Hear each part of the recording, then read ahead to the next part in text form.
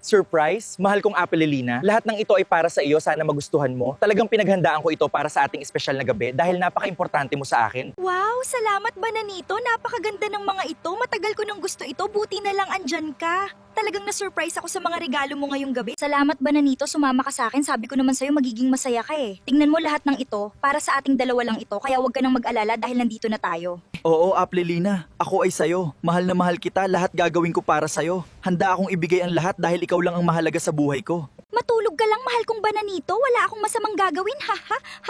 Matulog ka lang ng mahimbing dahil kailangan ko lang hiramin ang iyong credit card. Sandali lang ito. Ihahatid na kita, mahal kong Apelina, hanggang sa muli nating pagkikita. Paalam, mahal ko. Mag-iingat ka palagi sa iyong pagmamaneho at sana ay magkita tayong muli ng masaya. Ang ganda dito, grabe. Hindi ko akalain makakapunta ako dito sa beach. Big time ka na talaga, Apelina. Napakaganda at napakasarap ng hangin dito sa ating wala yun. Ano ba kayo? Mga kaibigan ko kayo, kahit anong gawin nyo dito sa beach, ako ang bahala, sagot ko sa inyo. Basta enjoy lang tayong lahat dito.